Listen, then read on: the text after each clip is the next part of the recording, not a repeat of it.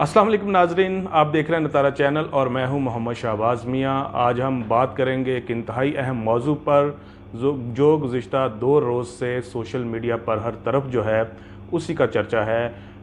इस हवाले से जो मेन स्ट्रीम मीडिया है, हमारा इलेक्ट्रॉनिक मीडिया है, यहाँ पाकिस्तानी अखबारात हैं, उनमें तो ये ख़बर शाया नहीं हुई। ये एक इंटरनेशनल वेबसाइट है जिस पे ख़बर आई और उसके बाद फिर मुल्क भर में एक किस्म का जो तहलका खेज़ ख़बर कहते हैं, स्टोरी कहते हैं, और इसको कहा जा रहा है। ये ख़बर है जनाब lieutenant general retired Asim Salim Bajwa, उनके ख़ानदान के हवाले से कि उनके कितने एसेट्स हैं 4 ममालिक के अंदर और कितनी कंपनियां काम कर रही हैं, इनमें हक़ाइक़ क्या हैं, इनके पीछे क्या जो ख़बर है, और जो रिपोर्टर हैं अहमद नूरानी, उनके क्या सोर्स है, उन्होंने किस तरह ये सब चीज़ें इकट्ठा की, इस पर हम बात करेंगे।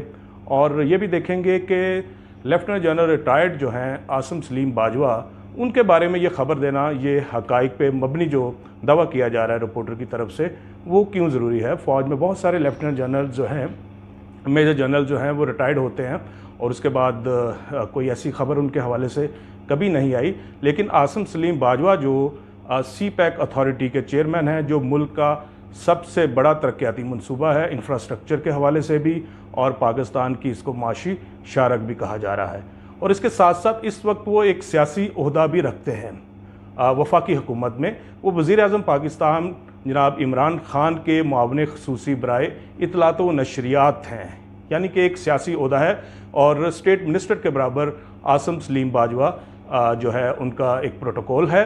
तो इस हवाले से ये ख़बर जो है ज़्यादा अहमियत की हामिल होती है, क्योंकि हम सियासतदानों पे बहुत तनकीद करते हैं जब उनकी स्टोरीज़ आती हैं, बहुत जो है बाल की खाल उतारी जाती है, और जो हमारे एंकर्स हैं प्रोग्राम पे प्रोग्राम करते हैं, हेडलाइन चलती हैं, ब्रेकिंग न्यूज़ आती हैं, और इसके साथ साथ अखबारात की सुर्खियाँ भी बनती हैं। लेकिन lieutenant general retired Asim Salim Bajwa के हवाले से एक गैर मारूफ जो वेबसाइट है, जिसको ये कहा गया, उस पर यह ख़बर आती है, और पाकिस्तान का कोई मीडिया ग्रुप, कोई अखबार, कोई टीवी चैनल इस ख़बर को चलाने पे जो है राज़ी नहीं होता। तो बहरहाल कुछ ऐसे मसाइल, कुछ ऐसी चीज़ें हैं। वज़ीर-ए-आज़म पाकिस्तान एक तरफ तो ये कहते हैं कि पाकिस्तान का मीडिया बहुत आज़ाद है और बरतानिया से ज़्यादा आज़ाद है, लेकिन बरतानिया से ज़्यादा आज़ाद मीडिया का आलम यह है कि कोई ख़बर चलाने को तैयार नहीं है। आखिर उस ख़बर में है क्या रिपोर्टर जो है उसने कोई ऐसे झोल छोड़े हैं अपनी ख़बर में, या वो हक़ाइक़ पेश नहीं कर सका, या सिर्फ इल्ज़ामात हैं। तो रिपोर्टर जो हैं अहमद नूरानी, अगर उनकी बात की जाए तो वो पाकिस्तान के अंग्रेज़ी अखबार के जो द न्यूज़ एक बड़ा अंग्रेज़ी अखबार है, एक अरसा तक उसके साथ मुंसलिक रहे हैं। इन्वेस्टिगेटिव जर्नलिज़म में उनका एक नाम है। बाद जो आजकल अमेरिका में मुकीम है अपने एक स्टडी कोर्स के हवाले से। और गुज़िश्ता चंद साल में बात की जाए तो अहमद नूरानी जो हैं, उन पर नामालूम अफराद की तरफ से हमला भी हुआ, उन्हें अगवा किया गया, उन्हें तशद्दुद का निशाना भी बनाया गया, और उन्हें कई धमकियां भी मिलती रहीं कि वो अपनी इस तरह की जर्नलिज़म से बाज आ जाएं। लेकिन वो बहरहाल ये काम कर रहे हैं, और वो कहते हैं कि वो इसको जारी रखेंगे। सहाफ़ी का काम ख़बर देना होता है हक़ाइक़ पे मबनी, और अगर वो ख़बर गलत हो तो उसको कोर्ट में चैलेंज किया जा सकता है। डेफामेशंस के लॉज मौजूद हैं पाकिस्तान के अंदर, और कोर्ट में घसीटा जा सकता है। और इस हवाले से अगर हम बात करें, जो lieutenant general retired Asim Salim Bajwa की जो ख़बर है, उसमें वो ये कहते हैं कि 2001 तक आसिम सलीम बाजवा का जो ख़ानदान है वो किसी किस्म का किसी मलकीती कारोबार में शामिल नहीं था, ना कि बैरून मुल्क, ना ही पाकिस्तान के अंदर कोई बड़ा उनका कारोबार था। वो कहते हैं कि जनाब आसिम सलीम बाजवा जो हैं एक अपर मिडिल क्लास घराने से, एक पढ़े लिखे घराने से ताल्लुक़ रखते हैं, और उनके जो भाई हैं और इसके साथ साथ उनके 3 बेटे हैं। 2001 तक वो किसी किस्म के बड़े कारोबार में नज़र नहीं आते, ऐसा कोई डॉक्यूमेंट्री प्रूफ नहीं मिलता। लेकिन 2002 में जब आसिम सलीम बाजवा जो हैं उस वक्त लेफ्टिनेंट कर्नल थे, और मुल्क के अंदर जो डिक्टेटरशिप थी, एक मार्शल लॉ था, और जनरल परवेज़ मुशर्रफ के वो स्टाफ ऑफिसर बन जाते हैं। और जब जनरल परवेज़ मुशर्रफ के वो स्टाफ ऑफिसर बनने का मतलब हम पाकिस्तानी और ख़ास तौर पे जो सहाफ़ी हैं वो बहुत अच्छी तरह समझते हैं कि कितना मजबूत और पावरफुल किस्म का ये ओहदा और सीट होती है मुल्क के अंदर। अगर एक डिक्टेटरशिप हो, एक तो उस वक्त के आर्मी चीफ के जो हैं जो स्टाफ ऑफिसर होना, ये एक बड़ी बात थी। तो उस वक्त कहा गया कि 2002 से उनकी जो अमेरिका के अंदर उनके भाइयों का कारोबार जो है वो शो होता है और एक पिज़्ज़ा कंपनी जो पापा जॉन्स के नाम से वहाँ पे उनके फ्रेंचाइजीज़ खरीदने का सिलसिला शुरू होता है और वो फ्रेंचाइजीज़ जो हैं फिर बढ़ती बढ़ती कई दर्जनों तक पहुँच जाती हैं और इसके साथ साथ फिर वहाँ पे और प्रॉपर्टी के जो है इन्वेस्टमेंट की जाती है, कमर्शियल प्रॉपर्टी के अंदर भी की जाती है। और उसके बाद जो अहमद नूरानी हैं वो अपनी स्टोरी में ये कहते हैं कि जूं आसम सलीम बाजवा की जो ओहदा है फ़ौज के अंदर, मुसल्लह फ़ौज के अंदर उनकी ज़िम्मेदारियां बढ़ती जाती हैं, उसी तरह जो उनके ख़ानदान के अफराद हैं, उनके भाई हैं, उनके बच्चे हैं, उनके कारोबार बनना शुरू हो जाते हैं। और वो ये कह रहे हैं कि जो अमेरिका के अंदर ये पापा जॉन जो उनकी 99 जो उनकी कंपनियां बन गई और 100 से ज़्यादा फ्रेंचाइज हो गई, ये सिर्फ बाजवा ख़ानदान का जो बिज़नेस है उसका सिर्फ 15 से 20% है। ये उनकी असल स्टोरी का क्रक्स नहीं है। अहमद नूरानी कहते हैं कि उनकी स्टोरी का जो असल क्रक्स है वो ये है कि जब मेजर जनरल के तौर पे आसम सलीम बाजवा DG-ISPR बनते हैं, जो पाकिस्तान के अंदर बहुत एक अहम पोस्ट समझी जाती है, तो उस वक्त जो है उनके बेटे जो हैं वो एक जो रायनामा जांचने का एक तरीक़ाकार होता है, सर्वे करने के लिए जो कंपनी बनाई जाती है, वो एक कंपनी बना लेते हैं। हम सब जानते हैं कि ISPR के ज़ाहिर है वो मीडिया से रिलेटेड है, रायनामा के हवाले से होता है, तो ये कहा जाता है कि उस वक्त वो कंपनी क्यों बनाई जाती है, तो यहाँ क्लैश ऑफ इंटरेस्ट शो होता है। ये एक वो इल्ज़ाम लगाते हैं अपनी स्टोरी के अंदर। हालांकि वो अहमद नूरानी कहते हैं ये मैं कोई इल्ज़ाम नहीं लगा रहा, मैं सिर्फ फैक्ट्स बयान कर रहा हूँ। मैं जो मेरे लिए बड़े मोहतरम हैं आसम सलीम बाजवा साहब और उनका ख़ानदान, मैं कोई इल्ज़ाम नहीं लगा रहा, मैं जो फैक्ट्स हैं सिर्फ वो बताना चाह रहा हूँ। इसके साथ साथ वो ये कहते हैं कि जब वो लेफ्टिनेंट जनरल के तौर पर बलूचिस्तान में सबसे अहम पोस्ट जो है मुसल्लह फ़ौज की कमांडर, सदरन कमांड उनको लगाया जाता है, क्योंकि CPEC का जो सबसे बड़ा हिस्सा है वो बलूचिस्तान के अंदर है और एक बड़े मिनरल्स और माइनिंग का बहुत ज़्यादा काम जो है, एक रिच है बलूचिस्तान सूबा इस हवाले से कि जहाँ बहुत ज़्यादा मिनरल्स हैं, माइंस हैं और कंस्ट्रक्शन का एक बड़ा इंफ्रास्ट्रक्चर ह्यूज किस्म का बनाया जा रहा है। तो उस वक्त जो है वहाँ पे जो है आसम बाजवा के जो भाई हैं वो कंस्ट्रक्शन कंपनी बनाते हैं। इसके साथ साथ वो जो है वो लेबर और मैन पावर की जो है हायरिंग के लिए एक कंपनी बनाते हैं, मशरूबात की बेवरेज की कंपनी बनाते हैं, शूज़ की, कॉस्मेटिक्स की कंपनी बनाते हैं। इसके साथ साथ आसम सलीम बाजवा के साहबजादे जो हैं वो एक माइनिंग कंपनी बनाते हैं। तो ये वो कहते हैं अहमद नूरानी कि जब ये क्लैश ऑफ इंटरेस्ट है, जब वो सदरन कमांड के कमांडर हैं और पूरा बलूचिस्तान जो है वो उसको वो देख रहे हैं, तो उनके अंदर ये चीज़ें जो हैं उनके बेटे और उनके भाई जब ये कंपनियां बनाएंगे तो ये क्लैश ऑफ इंटरेस्ट है।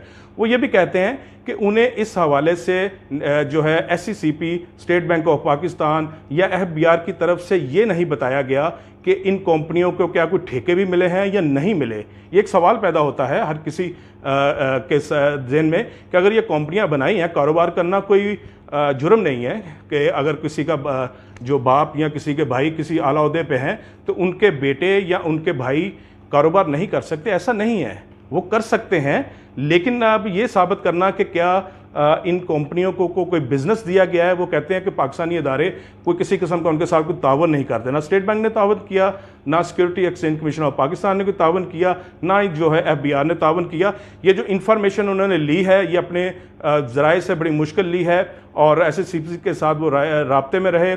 इसके साथ साथ जो राइम यार खान की चैम्बर ऑफ कॉमर्स है उसके साथ राब्ते में रहे, तो ये उन्हें इन्फॉर्मेशन मिली है और ये वो कहते हैं ये ऑथेंटिक इन्फॉर्मेशन है। इसके साथ साथ वो ये भी कहते हैं कि जब आसम सलीम बाजवा वज़ीर-ए-आज़म के मुआविन ख़ुसूसी बनते हैं तो वो एक डिक्लेरेशन देते हैं जो 22 जून को वो जमा करवाते हैं और उसमें ये कहते हैं कि उनकी कोई बैरून मुल्क जायदाद नहीं है और उनकी मिसेस जो हैं जो वो उनकी भी कोई इन्वेस्टमेंट या कोई ऐसी बैरून मुल्क जायदाद नहीं है।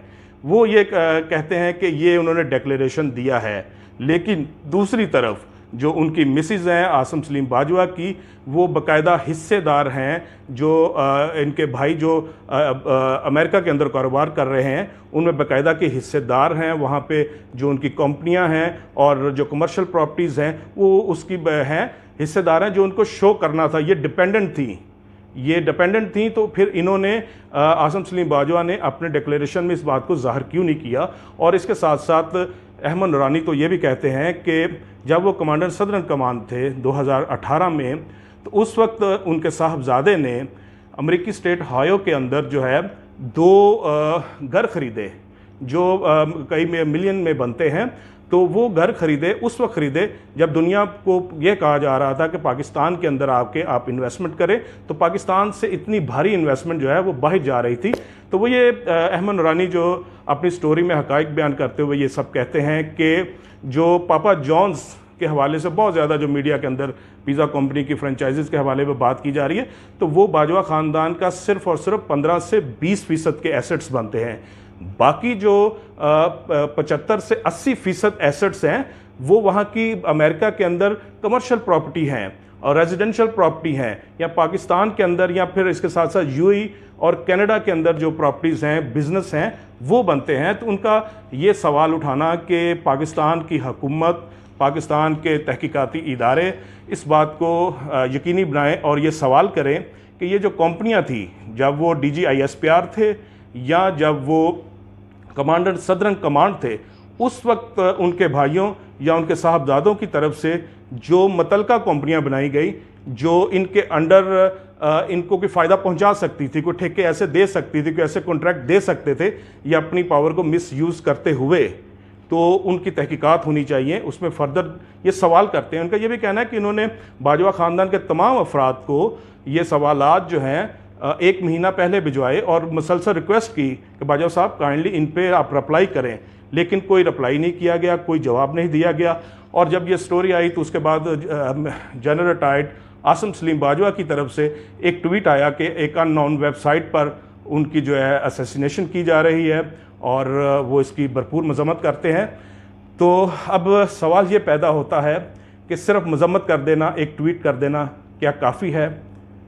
तो हम सब पाकिस्तानी बतौर शहरी, बतौर सहाफ़ी ये जानते हैं कि ट्वीट जो है वो काफ़ी नहीं होता। जब आप पे, आपके ख़ानदान पे एक संगीन किस्म के इल्ज़ामात लगाए जाएं कि आपकी जो है 1000 करोड़ से मालियत से ज़्यादा के जो आपके एसेट्स हैं आपके ख़ानदान के और आपके बच्चों के, आपकी जो है मिसिज़ के, और आप इतने अहम ओहदों पे पाकिस्तान के फ़ाइज़ रहे हैं और इस वक्त भी CPEC अथॉरिटी के आप चेयरमैन हैं, वज़ीर आज़म के मावन ख़ुसूसी हैं, तो फिर सवाल का जवाब देना तो बनता है। और सवाल का जवाब देना चाहिए, हुक्मरान अशराफिया को सच बोलना चाहिए, क्योंकि एक अमरीकी कहावत है कि वो माशरे, वो ममालिक, वो रियासतें ज़्यादा तरक्की करती हैं जिनके हुक्मरान सच बोलते हैं। क्योंकि जब हुक्मरान सच बोलते हैं तो वहाँ के अवाम जो है उन पर ज़्यादा एतमाद करते हैं। तो हमें सच बोलने और सच सुनने की आदत जो है वो अपनानी होगी। ये सिर्फ सियासतदानों तक हमें जो है महदूद नहीं रहना चाहिए कि सियासतदान की या कोई आम शहरी हो तो उसके हवाले से कोई स्कैंडल आ जाए तो उसको दिन रात हम मीडिया पे ऑनर करते रहें, लेकिन किसी को कोई हसास ऐसा कोई मामला है, कोई ऐसी पावरफुल शख्सियत के बारे में हो तो हम खामोश हो जाएं, तो ऐसा मेरे ख्याल में नहीं होना चाहिए। हमें हक़ाइक़ को फेस करना चाहिए। अगर अहमद नूरानी इसमें गलत साबित होते हैं और वो उन्होंने बाजवा ख़ानदान के ख़िलाफ़ ये इल्ज़ामात लगाए हैं, तो अगर वो कोर्ट में साबित नहीं होते तो बड़ी सख्त सज़ा है। इस वक्त अहमद नूरानी अमेरिका के अंदर मुकीम है, वहाँ पे जो आसम सलीम बाजवा के भाई हैं वो उनके ख़िलाफ़ तो डेफामेशन के केस कर सकते हैं। और अमेरिका जैसे मुल्क में और ओहायो स्टेट के सरकारी सर्टिफाइड वेरीफाइड डॉक्यूमेंट जो हैं जाली बनाना, तो ये तो बहुत बड़ा जुर्म है। पाकिस्तान के अंदर भी जुर्म है, लेकिन पाकिस्तान में ठीक है निज़ाम इंसाफ सबका हमें पता है, लेकिन अमेरिका के अंदर ऐसा नहीं है। तो बाजवा साहब, आपके ख़ानदान पे इतने बड़े इल्ज़ामात लग रहे हैं तो आपको अहमद नूरानी साहब को कोर्ट के अंदर लेके जाना चाहिए ताकि इस मुल्क के सहाफ़ियों की आइंदा नस्लें भी याद रखें कि किसी के ख़िलाफ़ कोई गलत खबर कभी नहीं देनी। लेकिन अगर आप ये नहीं करेंगे तो फिर ये समझा जाएगा कि शायद कि इसमें फिर कुछ मामला और है, और सिर्फ ये इल्ज़ाम लग जाना कि ये भारतीय साजिश है, ये गद्दारी है, ये मुल्क दुश्मनी है, सी पैक के ख़िलाफ़ मुल्क दुश्मनी है। तो दोस्तों, ये सी पैक के ख़िलाफ़ कैसे दुश्मनी हो सकती है? सी पैक पाकिस्तान का इस वक्त, जिस तरह मैंने पहले कहा, डेवलपमेंट का सबसे बड़ा प्रोजेक्ट है। इस वक्त मैं समझता हूँ कि पाकिस्तान की माशी शाहरग है। ये किसी एक फ़र्द का नाम नहीं है, ये इदारा किसी एक फ़र्द का नाम नहीं है। ये एक जो है पाक चीन दोस्ती की एक बड़ी मिसाल है और इस बिलियन डॉलर्स की इन्वेस्टमेंट है। तो इस हवाले से हमें देखना चाहिए, और सिर्फ इल्ज़ामात और ये कह देना कि ये किसी गैर मुल्की एजेंडे पे चल रहे हैं, तो ऐसा नहीं है। और तहरीक इंसाफ के चेयरमैन इमरान खान, वज़ीर आज़म पाकिस्तान, वो तो यह कहते थे कि रियासत मदीना की मिसालें हमें दी जाती थी, और जो है करप्शन के ख़िलाफ़ सारा उनका रहा है। पनामा लीक सबके सामने रही हैं, और जो इस तरह के स्कैंडल्स आए, उन्होंने किस तरह धरने दिए और किस तरह वो सारे मामलात को लेकर चले। तो अब भी उनके एक काबीना के रुकन पे ये संगीन इल्ज़ामात लगे हैं। तो उस हवाले से हुकूमत, इसके साथ साथ नैब और आला अदलिया देखते हैं कि कौन नोटिस लेता है या नहीं लेता। तो इस हवाले से मैं समझता हूँ कि जो आसिम सलीम बाजवा हैं, उन पे यकीनी तौर पे प्रेशर होगा, उनके ख़ानदान के अफराद पे भी, उनके बच्चों पे भी। तो इस सूरत हाल से निकलने के लिए उनके लिए मैं समझता हूँ कि ज़रूरी है कि सिर्फ प्रेस कॉन्फ्रेंस करके मुतमिन करने की कोशिश ना की जाए। जो असल हक़ाइक़ हैं उनका जवाब दें, और अगर अहमद नूरानी गलत हैं तो उसे उसका गिरेबान अमेरिका की अदालतों में भी पकड़ें और पाकिस्तान की अदालतों में भी उसको घसीटें, ताकि कोई सहाफ़ी जो है इस तरह की जुर्रत ना कर सके आइंदा से कोई ख़बर देने की। लेकिन अगर आप ये नहीं करेंगे तो इसका मतलब फिर ये समझा जाएगा कि मामला कोई गड़बड़ है। तो मेरे ख़्याल में हमें जो कानून का रास्ता है वो अपनाना चाहिए। तो ये था आज का प्रोग्राम। नाजरीन, देखते रहिए नतारा चैनल।